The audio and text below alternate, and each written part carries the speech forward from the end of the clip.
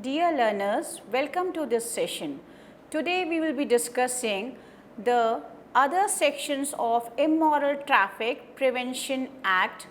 1956 and human trafficking in India. You know, when we discussed this legislation, we found out that there are different provisions regarding, the definitions. Then there are different provisions which talk about what are the forms of sexual exploitation, and now we are discussing section 15 of the act, which talks about search without warrant. It says, notwithstanding anything contained in any other law for the time being in force, whenever the special police officer, if you remember, we have just spoken about the special police officer, now we have police officers in the capacity of anti-human trafficking units. So, in 1956, they talked about special police officer or the trafficking police officer, as the case may be, has reasonable grounds for believing that an offence punishable under this act has been or is being committed in respect of a person living in any premises, and that search of the premises with warrant cannot be made without undue delay. You know, if you just wait for the warrant, it will be a delay and people will escape. So, such officer may, after recording the grounds of his belief,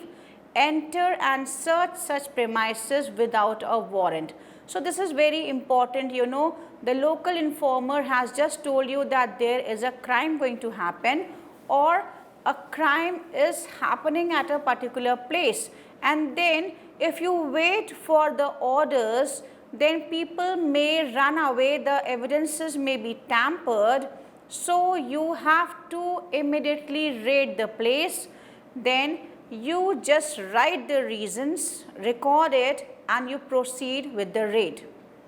Any person who without reasonable cause refuses or neglects to attend the witness a search under this section, when called upon to do so by an order in writing delivered or tendered to him, shall be deemed to have committed an offence under section 187 of the Indian Penal Code.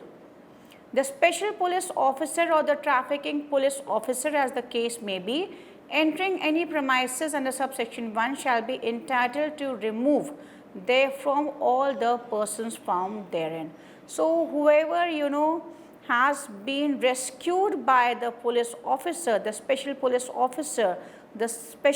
officer will try to remove everybody from that place so that they are not trafficked or re-trafficked. The special police officer or the trafficking police officer, as the case may be, after removing the person under subsection 4, shall forthwith produce him before the appropriate magistrate.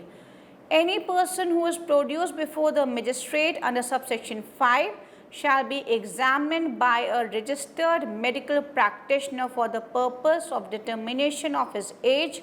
of such person, or for the detection of any injuries as a result of sexual abuse, or for the presence of any sexually transmitted disease.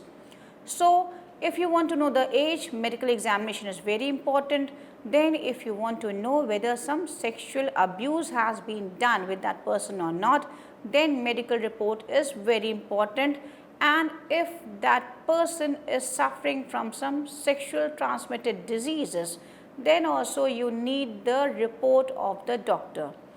Before making a search under subsection 1, the special police officer or the trafficking police officer, as the case may be, shall call upon 2 or more respectable inhabitants, at least one of whom shall be a woman of the locality in which the place to be searched is situated, to attend and witness the search, and may issue an order in writing to them or any of them so as to do.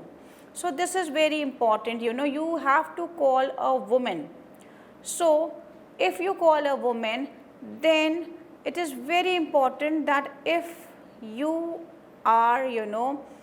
rescuing ladies, then you need to have a woman officer,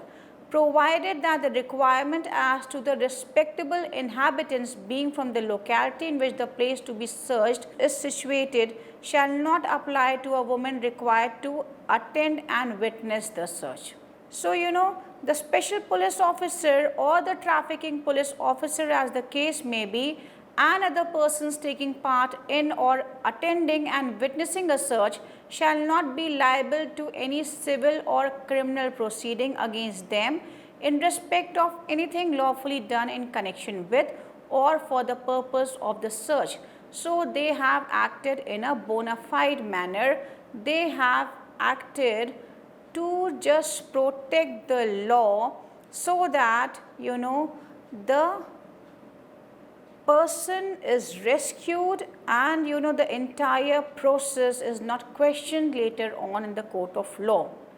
So, you need people for conducting raids. So, if you are a witness to such process, then civil or criminal proceedings cannot be against you because you acted as a reasonable man, as a bona fide citizen and as a committed person.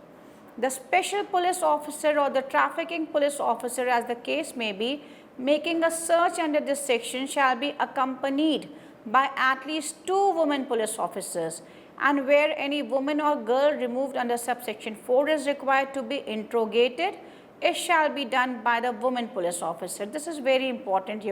that if you have to interrogate a woman or a girl, then you need a police officer. And if no police officer is available, the interrogation shall be done only in the presence of a lady member of a recognized welfare institution or organization to protect the dignity of the woman. Section 16 talks about rescue of person, where a magistrate has reason to believe. This is the role of the magistrate, how dynamic a magistrate can play in cases of trafficking, where a magistrate has reason to believe from information received from the police or from any other person authorized by the state government in this behalf or otherwise,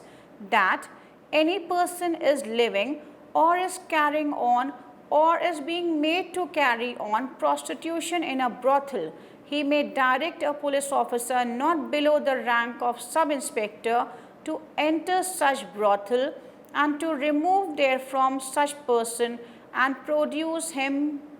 before him. So, the police officer, after removing the person, shall forthwith produce him before the magistrate who has issued the order.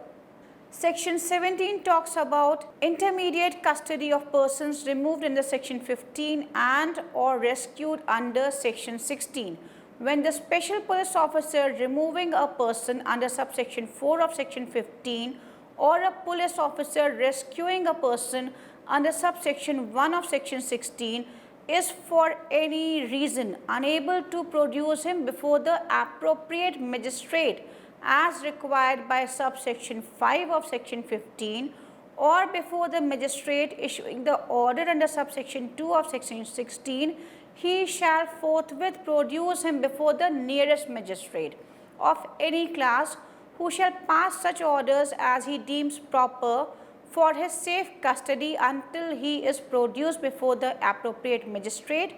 or, as the case may be, the magistrate issuing the order. Provided that no person shall be detained in custody under this subsection for a period exceeding 10 days from the date of the order under this subsection, or restored to or placed in the custody of a person who may exercise a harmful influence over him. So, both these provisions are very important. When a person is produced before the appropriate magistrate under subsection 5 of section 15 or the magistrate under subsection 2 of section 16, he shall, after giving him an opportunity of being heard, cause an inquiry to be made as to the correctness of the information received under subsection 1. So, inquiry will be conducted to know whether the information is correct or not. about his age, about the character, about the antecedents of the person, and the suitability of his parents, guardian, or husband for taking charge of him, and the nature of the influence which the condition is in his home are likely to have on him if he is sent home. And for this purpose, he may direct a probation officer appointed under the Probation of Offenders Act 1958 to inquire into the above circumstances and into the personality of the person and the prospects of his rehabilitation. So, the probation officer can do so many things. He can have a detailed report about, the nature of family environment he has, whether he will be able to rehabilitate in that family environment, whether the family is the safe place to keep that person, what are the circumstances in which, his dignity can be affected, his worth can be affected. This will also be considered by the officer. Then, his personality and the prospects of his rehabilitation, which is very important, will be looked by this officer.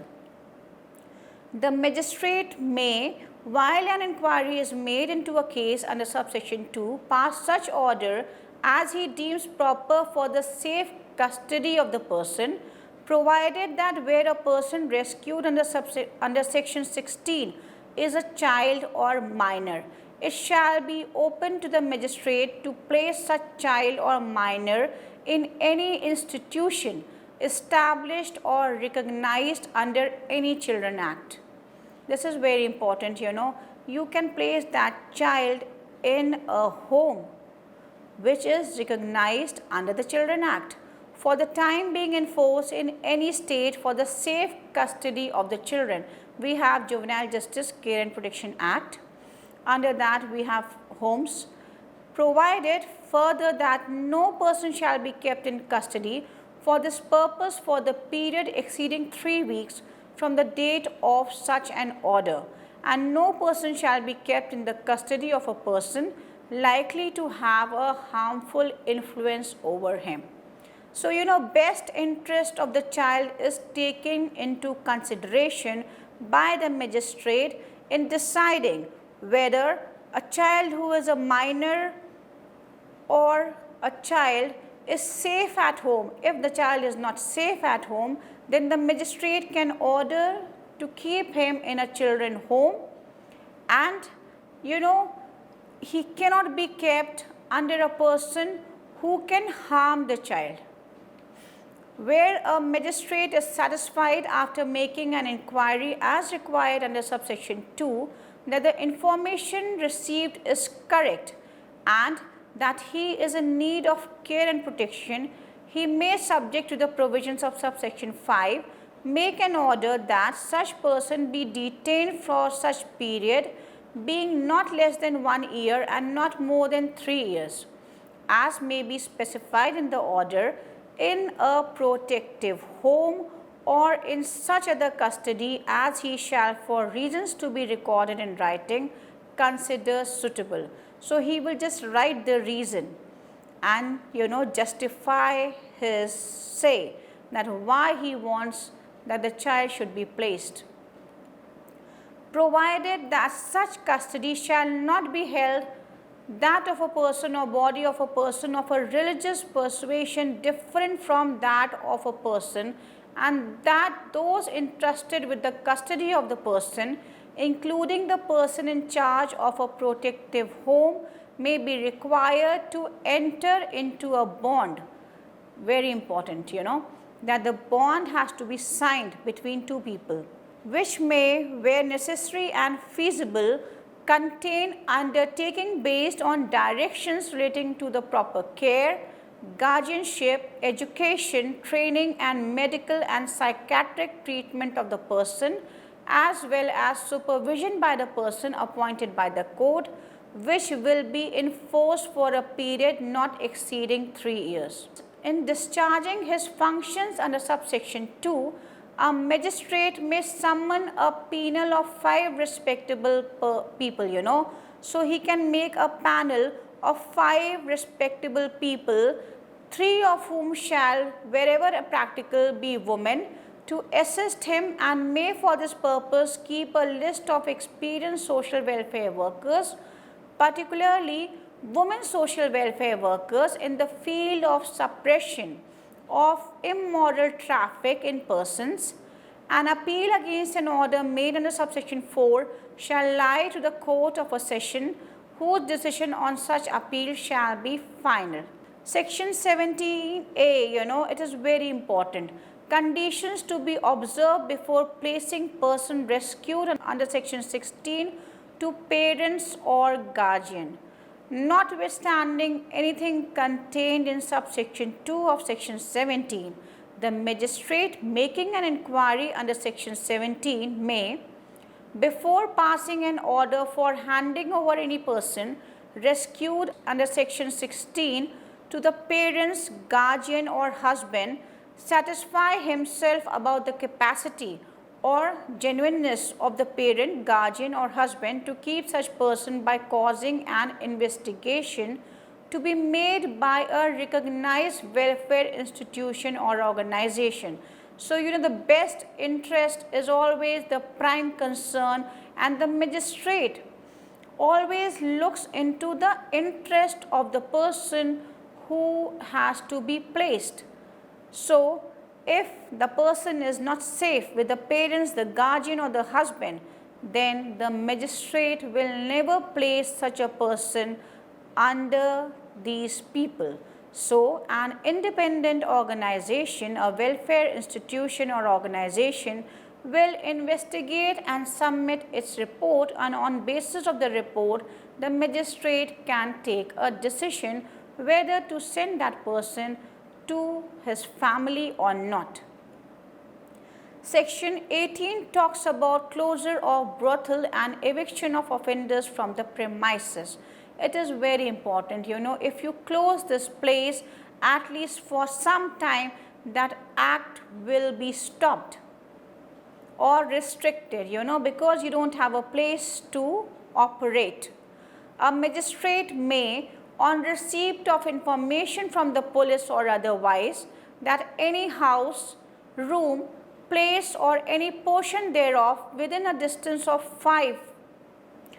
200 meters of any public place referred to in subsection 1 of section 7 is being run or used as a brothel by any person, or is being used by prostitutes for carrying on their trade, issue notice on the owner, lessor or landlord of such house. Public places, you cannot have these brothels. So, he can issue a notice on the owner, lessor or landlord of such house, room, place or portion of the agent of the owner, lessor or landlord, or on the tenant, lessee, occupier of or any other person in charge of such house, room, place or portion, to show cause within 7 days of the receipt of the notice, while the same should not be attached with for improper use thereof. And if after hearing the person concerned, the magistrate is satisfied that the house, room, place or portion is being used as a brothel or for carrying on prostitution, then the magistrate may pass orders directing eviction of the occupier within 7 days of the passing of the order from the house, room, place or portion. So, it is again very important, directing that before letting it out during the period of 1 year, or in case where a child or minor has been found in such house, room, place or portion during a search under section 15, during the period of 3 years, immediately after the passing of the order, the owner, lessor or landlord or the agent of the owner, lessor or landlord shall obtain the previous approval of the magistrate. A very good provision. Provided that if the magistrate finds that the owner, lessor or landlord as well as the agent of the owner, lessor or landlord was innocent of the improper use of the house, room, place or portion, he may cause the same to be restored to the owner, lessor or landlord, or the agent of the owner, lessor or landlord, with a direction that the house, room, place or portion shall not be leased out or otherwise given possession of to or for the benefit of the person who was allowing the improper use therein. So, a very important provision, that if you prove that you were a bona fide person, you acted with due diligence and you were unaware of the fact that this place was being used as brothel, then the court will come to your rescue. A court convicting a person of any offence under section 3 or section 7 may pass order under subsection 1 without further notice to such person to show cause as required in subsection 3. Orders passed by the magistrate or court under subsection 1 or subsection 2 shall not be subject to appeal and shall not be stayed or set aside by the order of any court, civil or criminal, and the said order shall cease to have validity after the expiry of 1 year or 3 years as the case may be, provided that where a conviction under section 3 or section 7 is set aside on appeal on the ground that such house, room, place or any portion thereof is not being run or used as a brothel or is not being used by prostitutes for carrying on their trade, any order passed by the trial court under subsection 1 shall also be set aside. Notwithstanding anything contained in any other law for the time being in force, when a magistrate passes an order under subsection 1 or a court passes an order under subsection 2, any lease or agreement under which the house, room, place or portion is occupied at that time shall become void and inoperative. When an owner, lessor or landlord or the agent of such owner, lessor or landlord fails to comply with a direction given under clause B of subsection 1, he shall be punishable with fine which may extend to 500 rupees, or when he fails to comply with a direction under the proviso to that subsection, he shall be deemed to have committed an offence under clause B of subsection 2 of section 3 or clause C of subsection 2 of section 7 as the case may be, and punished accordingly. Application for being kept in a protective home or providing care and protection by the court is dealt under section 19. A person who is carrying on or is being made to carry on prostitution may make an application to the magistrate within the local limits of whose jurisdiction he is carrying on or is being made to carry on prostitution for an order that he may be kept in a protective home. A very good legislation, in terms of talking about rehabilitation and reintegration of the people in the society. So, an order can be asked for keeping them in protective home or provided care and protection by the court in a manner specified in subsection 3. The magistrate may, pending inquiry under subsection 3, direct that the person be kept in such custody as he may consider proper, having regard to the circumstances of the case.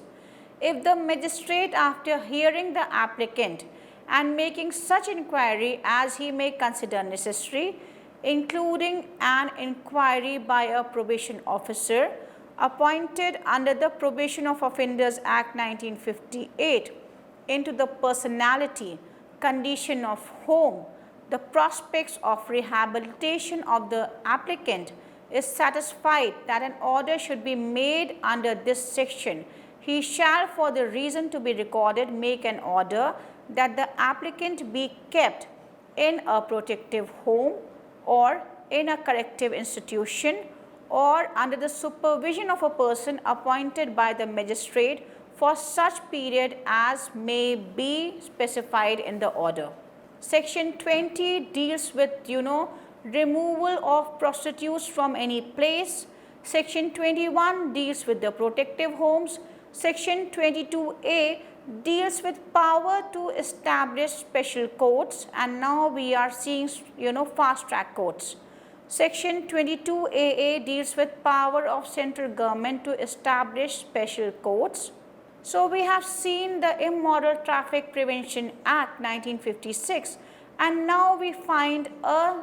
serious need to,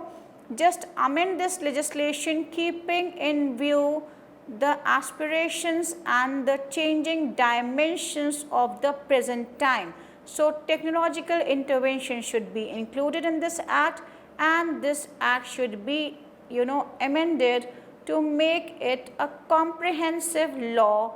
on trafficking. Thank you for this session.